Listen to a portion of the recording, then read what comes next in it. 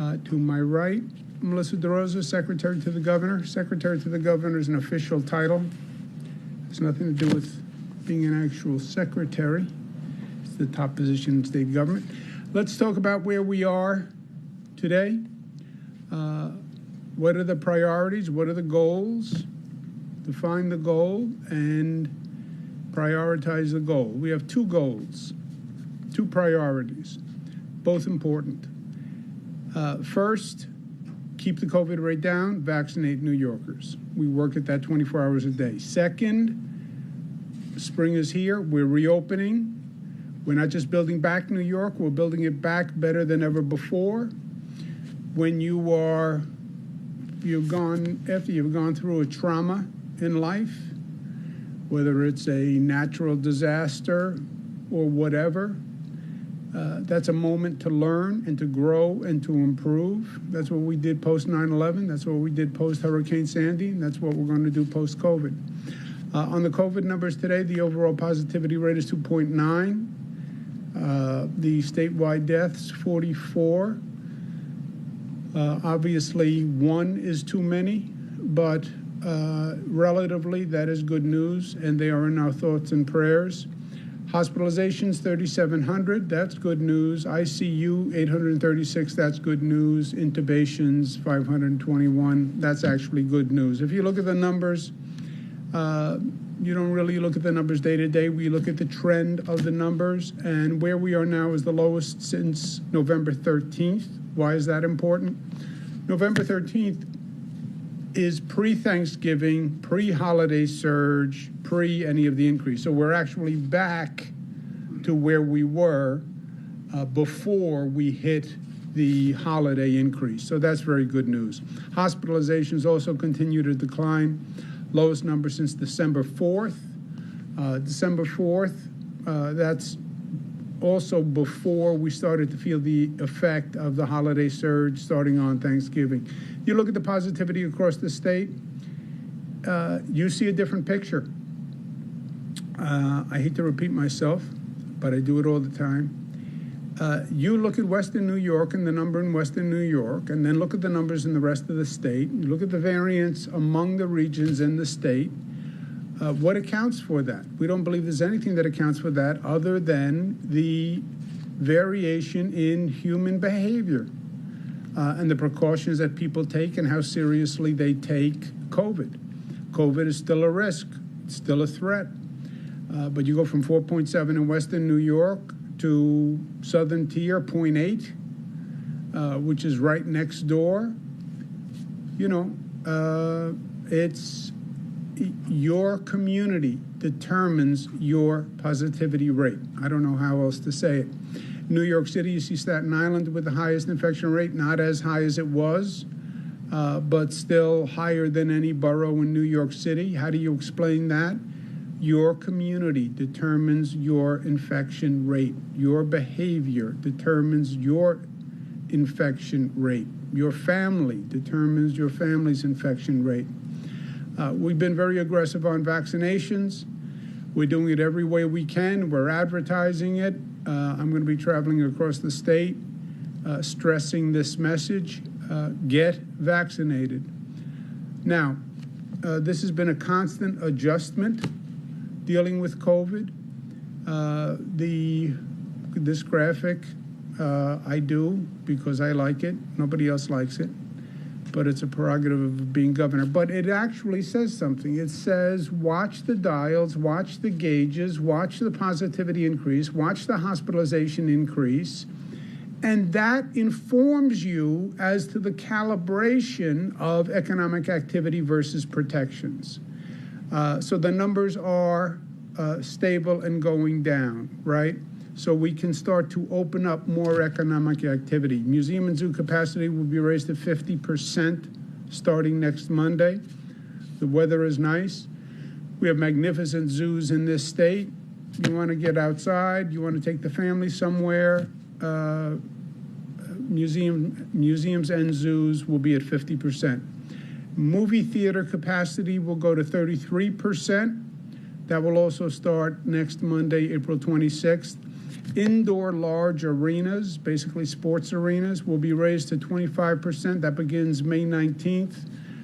May 19th is not a random date. We've been speaking with the teams. We're optimistic, and that would be a time when playoffs would begin. At the same time, it's about pivoting from COVID close down to post-COVID reopening, right? And there's a season for everything. And this is the season for renewal and for change. And this is a season where New Yorkers do what New Yorkers do best, get in the mindset of post 9/11, post Hurricane Sandy. We're not just going to rebuild. We're not just going to replace. Reimagine what we should be. Renew what we should be. And let's build to that standard, right? When I was in the federal government, I dealt with a lot of federal disasters all across the country. You don't replace what was in the home. You build back a better home. You don't replace what was the infrastructure. You build it back, modern, better, newer. COVID showed a lot of ugliness. How do we build back better? And how do we take this moment when everyone has to rebuild? This is a reset for the world. It's a reset for the nation. How do we use this to our advantage? The state, the region that rebuilds best and fastest will have economic opportunity in the future. I believe that. Everyone is going through the process. Post-COVID, what did we learn? How do we rebuild? Whoever does that best has an economic opportunity, and that's where New York has to excel. People ask me all the time, well, what will New York be post-COVID? There is nothing that is predetermined. New York will be what we make it to be. At one point in life, your destiny is in your own hands, and our destiny is in our own hands. It's what we make it. And our goal, our ambition, is to make it better than it ever has been before. And we're not just thinking about it and talking about it. We are already in the action phase. We're in the implementation phase. We have the most aggressive building program in modern history that is going on now. New airports, the new Moynihan Train Hall, which if you have not seen it, you are in for a treat. We're going to rebuild Penn Station. Should have been done decades ago. But we're going to seize this moment to make it a reality. The Newport Authority bus terminal. It's been an eyesore for the west side of Manhattan for a long time.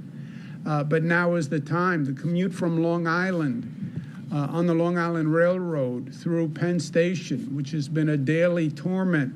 Now is the time to put in a new track. The Belmont Arena, I was there the other day. It's going to be the home to the Islanders. It's going to be a new music venue. It's a place of identity for Long Island. It's going to be magnificent, and it's going to open this fall. We accelerated the schedule. Many cities still suffer from the mistake made in the 50s and 60s where we blocked off the waterfront, and the waterfront is now the attraction, and you want to reconnect with that waterfront, and we're doing that in Buffalo, in Rochester, and in Albany. We just went through remote learning and kids having to learn from school, from home, and we saw the inequality in education.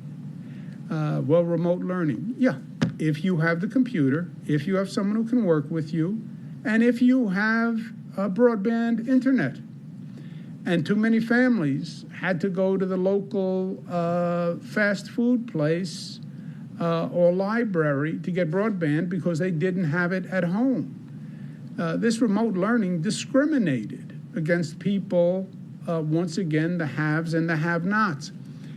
Universal broadband that is accessible to everyone and affordable. First state in the nation. If you're a low-income family, $15, and an internet company has to provide you high-speed internet for $15. We're also going to be the green energy capital of the nation, not by talking about it or demonstrating or signing goals, but by actually implementing a program. And we have to reform public safety. This nation is still in turmoil with the relationship between members of the community and the police. We see it every day. There will be no economic recovery unless a city is safe. We have seen that in the past, and I'm going to speak more about this over the coming days. But public safety is directly related to the economy. The economy will not grow if people don't feel safe. It's that simple. We're in New York City today. I can tell you, because I've been born in New York City. You look at the periods of high crime in New York City, they are periods of economic decline. You see periods of where the crime rate goes down, the economic rate goes up. And we are at a point of crisis in this nation and in this state. And if you want to rebuild the economy, we have to reform public safety. We also have to help the middle class, especially at this time. And the best way we can help them is through lower taxes. In the budget we just passed, we actually reduce income taxes for the middle class. The rate goes from 6.09 to 5.97 for those making between $43,000 and $161,000. From 43 to 161,000, your tax rate goes down. From 160 to 323, your tax rate goes down. $323,000 per year. Middle class. At one point, that would be rich people. But times have changed. So we want to get those taxes down for people in those brackets, and we do it this year. And we also do it for the 20,000 to 80,000 bracket and 80 to 215,000 for individual taxpayers. So middle class taxes come down as soon as I sign this bill, which I'm going to do in a moment. This tax change affects 4.8 million New Yorkers, and it's $2.2 billion, so it is real. We're also instituting a property tax credit for people up to $250,000 because property taxes are the worst tax in the state of New York. It's not the state income tax. It is the property tax. And when people talk about high tax New York, they're talking about the property taxes. That's what they're talking about. We passed a permanent property tax cap at 2%, first time ever in history. We passed it 9 years ago. It has saved almost $60 billion in 9 years. But there's no doubt that if you want to make a difference from a tax point of view in this state, it's about property taxes. With all we've done, we still have the highest property taxes in the country, right here in the state of New York. In New York State, the average middle-class taxpayer pays more in property taxes than they do in income taxes. So people tend to focus on the state income tax. No, that's not where you're paying the taxes. You're paying the taxes in your property taxes.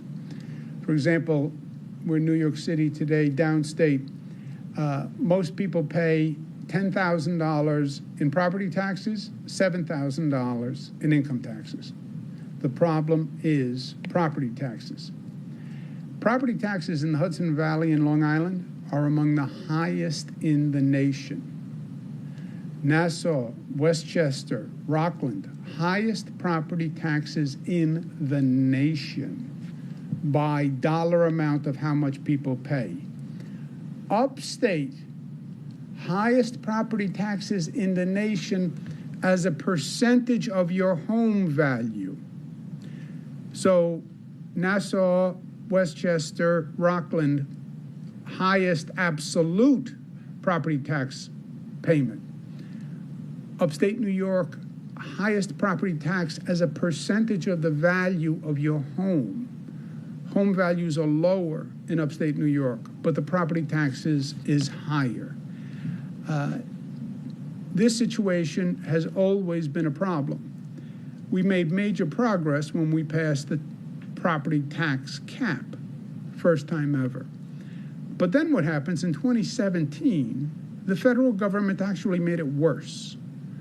The federal government passed a federal tax reform plan that reduced taxes for the rich, the wealthy, the corporations, but removed the deductibility of state and local taxes, called SALT. They got away with it for two reasons. Number one, it was a little confusing. It was hard to communicate. You no longer can deduct your state and local taxes. What does that mean? And second, it was President Trump and a federal government that was trying to help Republican states, and they took from the Democratic states. That is not a partisan statement. That is mathematics. Money came from the Democratic states under their tax reform, and they transferred it to Republican states. And it was a direct attack on New York because the federal government was no friend to New York, as we know, for many reasons. It cost New Yorkers $30 billion over the last 3 years. What they did cost New Yorkers an additional $30 billion. I call it the SALT assault. It affected virtually the entire state. It limited deductions to $10,000. Most New Yorkers have deductions twice that level. It cost on average $2,600 per home. And because of SALT in 2017, New York had the largest tax hike of any state in the nation. That's why it was personal, and that's why it was devastating. Make matters worse, New York already paid more into the federal government than any other state and got back less than any other state. So it was already an unfair system, and they actually aggravated the injustice of it. Now, this is 2017. It's Trump. It's a Republican Senate, Democratic House. All the New York officials, federal officials, condemned what the federal government did. All of them got up and gave a speech. Senator Schumer condemned what they did. State and local deductions are the bedrock of middle-class deductions, help steady the cost of middle-class families. Senator Gillibrand, same thing. Congressman Nadler, the head of our congressional delegation in the House. The Republicans didn't want to pay for the tax cut. They didn't care about this. They did this. They wanted to punish the state, the 12 states. They wanted to punish us for voting for Hillary Clinton. But they wanted to coerce us to have lower taxes and lesser services. Congresswoman Kathleen Rice. They all gave a great speech.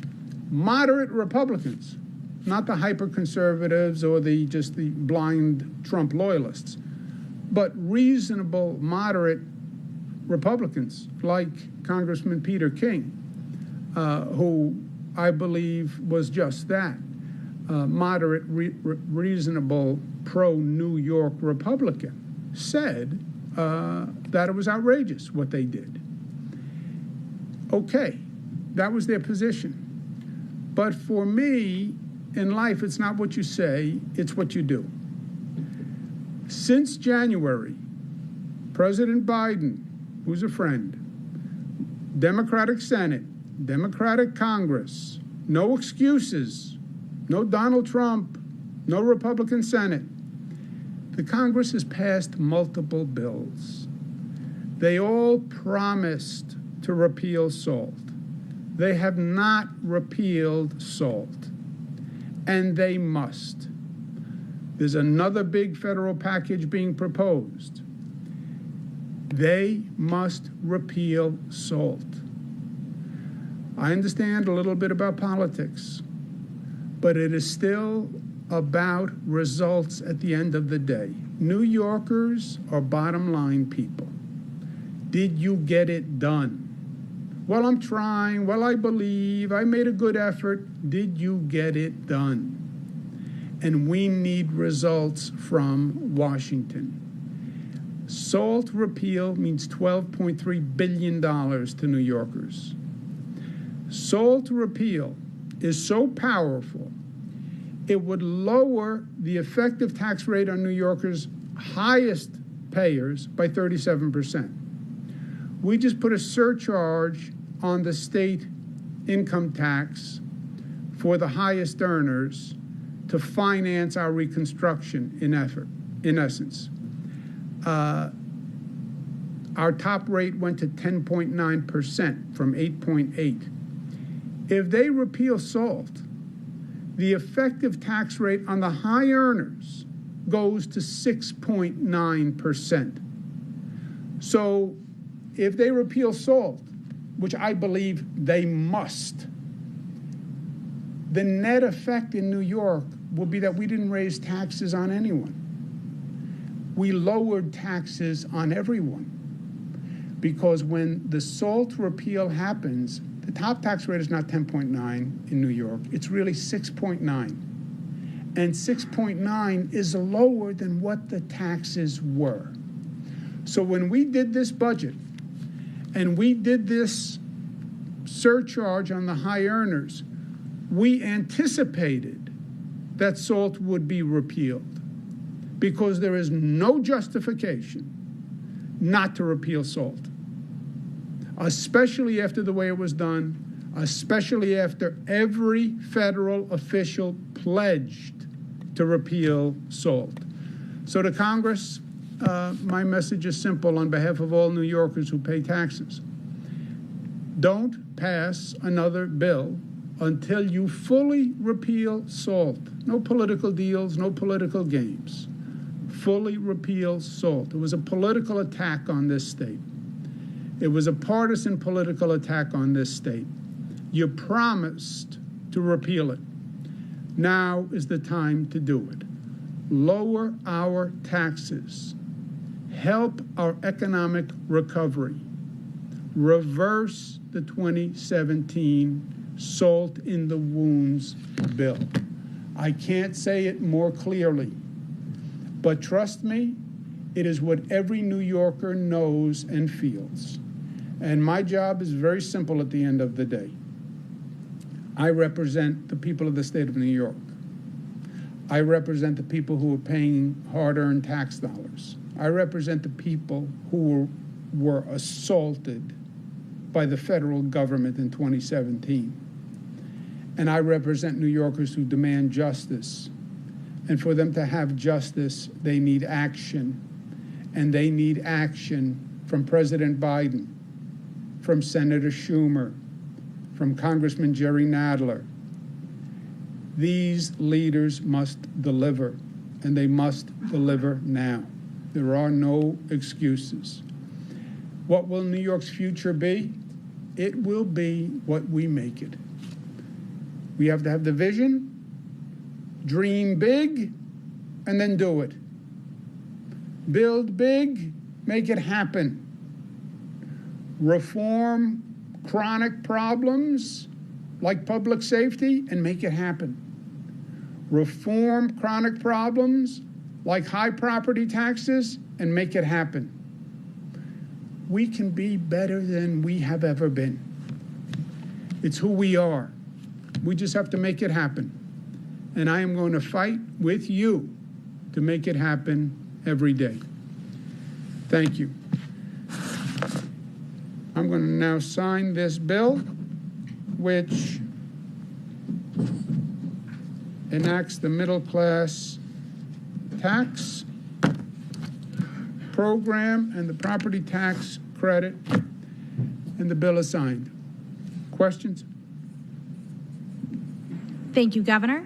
If you would like to ask a question, please use the raise hand function at the bottom of your window. We'll take a brief moment to compile the Q&A roster. Governor, your first question comes from Josefa Velasquez of the city. Josefa, your line is now open. Please unmute your microphone. Hey, Governor. Hope you're doing well. There have been several press conferences where you've stood alongside supporters, other elected officials. I'm wondering when we will be able to see reporters start joining press conferences, especially now since vaccination rates are up and that we, as reporters, have been able to get access to this. When will reporters be back in the room? That is purely a function of the COVID safety requirements. How many people can you have in a room? You know, when we do a call like this, we can get 200 reporters who are listening and calling in. If we do an event in the city, you can get 50 reporters in a small room like this easily. So that's all health department guidance and Dr. Zucker's advice. But obviously, we want to practice what we preach, and we're preaching social distancing against large gatherings, etc. And you can either be in the room, or frankly, we could never get 200 reporters in any room nowadays. So this is actually an effective medium. But when we get back to normal with COVID, then we'll get back to normal with press conferences.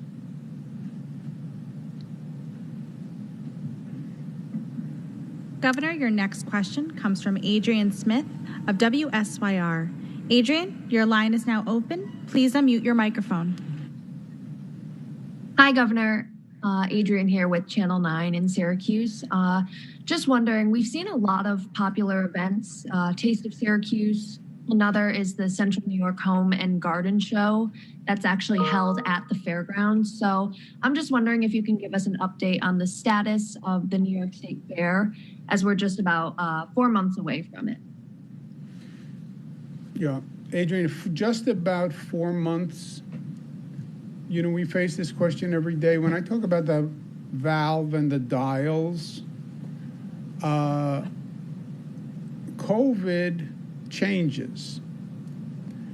We saw a dramatic change over the past 4 months, right? You go back to our point of comparison is now November, when the world changed. So 4 months, I don't have a crystal ball. All we can do is study the science and the data and the metrics, and as the numbers come down, then we relax more and more regulations. You saw it today with the movie theaters, with the museums, with the zoos, with the indoor arenas. We're looking at outdoor arenas. Nobody wants to open the state fair more than me.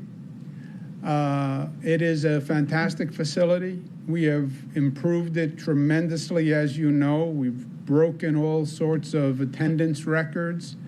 It's a phenomenal asset for the entire state. So we're going to watch it, and I understand events have to be planned. That's why we're talking now, today, about the possible playoff games for sports teams. So whenever we get the data that justifies opening or opening to some extent, then we will promulgate those regulations. If we continue to vaccinate, if we continue to act smart, I think the worst is behind us, and I think we're in a good place. But those ifs scare me, right? So, yes, 4 months sounds like it's relatively close. And if nothing changes, we're on a good glide path. But I want to make sure that nothing changes. And I want to make the decision when it is timely. Because once you say we're doing this, I don't want to have to go back the other way if there's a spike or a surge. And 4 months in this environment is a relative long time. Next question, operator. Governor, your next question comes from Ron Plants of WGRZ. Ron, your line is now open. Please unmute your microphone. Yes, Governor. We in Western New York, as you pointed out previously, have a 4.7% positivity rate. Is there any possibility that you would call for further restrictions regarding Western New York? And if so, what could they be? Good question. Good question. We are not there, but it is a good question. You have a 4.7 positivity rate. We looked at the comparison of the other regions in the state. We're doing some research right now on why we have certain places in the state that are extraordinary compared to other places in the state. Why Western New York? Why Buffalo, in particular, to Rochester? Why Staten Island? Why Eastern Suffolk? You know, why? Because you see dramatically different rates in those areas. So we're researching that now. We're not contemplating additional restrictions, but we do have to get it under control. We do. Otherwise, we will have a problem. Goes back to the question before. What happens 4 months from now? Look, we have to plan for weeks from now. But the question is well taken. You have those high rates. Now, some will say the rates fluctuate and the rates are coming down somewhat. Yeah, but what's going on that they are so much higher than the rest of the state? And let's identify those causes and see if we can attack those causes. Next question, operator. Governor, your next question comes from Marie French of Politico. Marie, your line is now open. Please unmute your microphone. Hi, Governor. Can you hear me all right? Hey, Marie. Yeah, if you could just speak up a little bit, please, Marie. All right, I'll try. So, Governor, today some lawmakers discussed the possibility of instituting a ban on all new natural gas plants. They say that would better comply with the state's climate goals. Is that something you support? And will your administration deny pending permits for gas plants? Marie, as you know, we have the most aggressive green goals and agenda. Legislative bodies around the country, including the Congress, they're very big on passing goals. Goals to me are like New Year's resolutions. I have a goal of losing 10 pounds by March 1st. Yeah, I know. That's a great New Year's resolution. And goals are great, but they're very often toothless. We have a real agenda that says, here's what we want to get done. And by the way, this is how we're going to do it. 100 solar projects, offshore wind projects. Here's the funding. The RFP is going out. Transmission grid all across the state. That's how we're going to get the upstate renewable power down to downstate. Here's the cable. This is where the cable is going to come in from the Long Island Sound. We have an actual plan to do it. To come up with overlapping declarations that are not connected to a programmatic agenda doesn't make sense to me. So if they want to talk about the plan and how to accelerate the plan, that's my pleasure. But it can't be dictates that don't have any real life connectivity, right? We're closing Indian Point. If the PSC votes to close Indian Point, by the way. I have worked on that for 30 years. I lived in Westchester, and I remember talking to the county executive about it before I was Attorney General. You know what Westchester's emergency plan was in case of disaster for Indian Point? They gave out iodine pills. That was the plan. Why? Because you couldn't evacuate Westchester quickly enough. Indian Point was an incredible security threat that is 25 miles or so from New York City. Frankly, it's a potential terrorist target 25 miles from New York City. No one has ever come up with an evacuation plan. In theory, the plant was built to withstand an airplane crash in the 70s. Who knows what would happen now with Indian Point?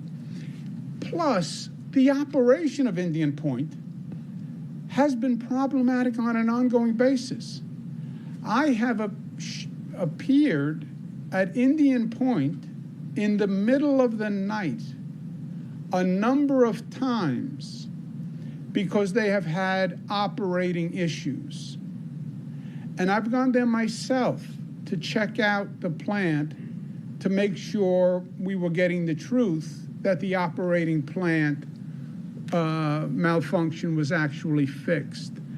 There have been complaints of what it's been doing to the fishery in the Hudson River by the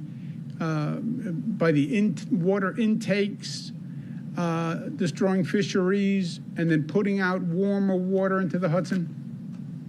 So we're going to end at Indian Point if the PSC agrees. That is a very big deal. You now have to replace that amount of energy that comes off grid. That was nuclear energy, which is clean energy. It's dangerous energy, but it's clean energy, in my opinion. Where are you going to replace that from? Well, solar renewables. All right, can you build that many that fast, right? There has to be a connection to the specific consequences of actions. In theory, everything is easy. Only renewable power. That's my position. If I just want to take a position, if I'm an advocate or a legislator, here's my position. Only renewable power. Don't close everything else. Just build renewable. Okay, that's a great position. I think it's impossible, but it sounds great. So if they want to talk about the specifics and actually how it would work, and can we do it without telling New Yorkers you have to illuminate your home with candles, and I hope you have a big fireplace to keep you warm in the winter, you know, I'm open to it.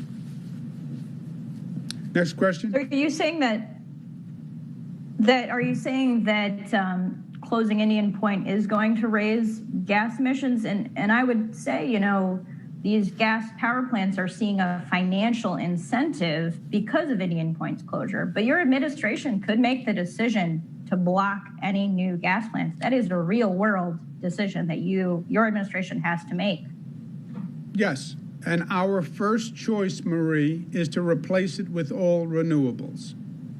That is my first choice. The question then is, can we do it? We don't have the answer to that yet. But my goal is get all the renewables, replace Indian Point with renewable energy, which means you have to get it sited. You have to get it sited without lengthy court fights because we'll have a date for the closure of Indian Point. You have to have the transmission grid in place. It has to be funded. It has to be built. But that is my goal, and that is my hope. Now, if you say as an absolute, well, you can't build any more natural gas plants, then the question arises, what happens if you don't have enough renewables online when you close Indian Point? That's the question you'd have to answer. I'm hopeful that we do, but what if you don't? Do you then say to New Yorkers, go to candles and fireplaces? Next question, operator. Governor, your next question comes from Antoinette Biordi of News 12. Antoinette, your line is now open. Please unmute your microphone.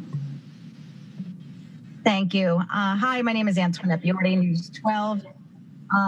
Just wondering, a Siena poll just came out today saying that New Yorkers continue to approve your handling of the pandemic, 60% to 32%, but your favorability, job performance, and re-election ratings all continue to head downwards.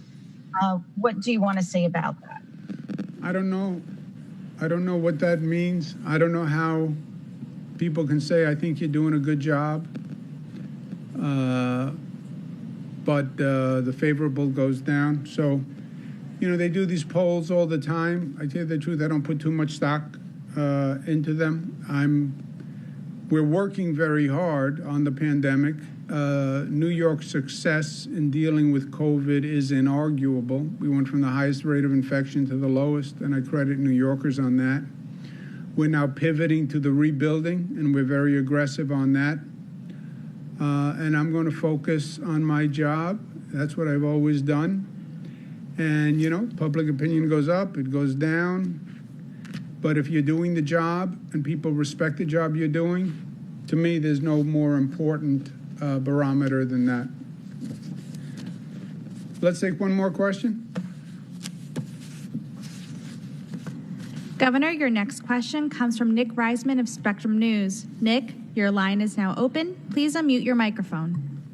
Hey, Governor, can you hear me? I hear you, Nicholas. Governor, I'm just curious, how much did you receive for the book that you wrote last year? There have been some numbers that have been reported out there.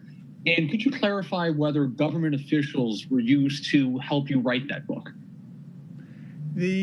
I probably am unique in the nation.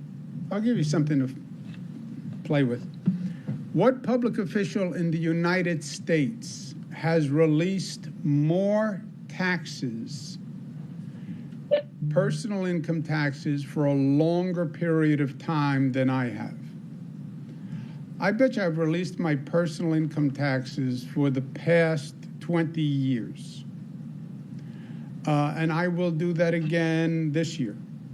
And you will see everything you want to see in the personal income taxes.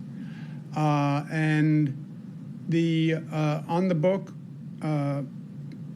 some people volunteered to review the book. You look at the people who are mentioned in the book. I said things about people. I don't think I said anything about you in the book.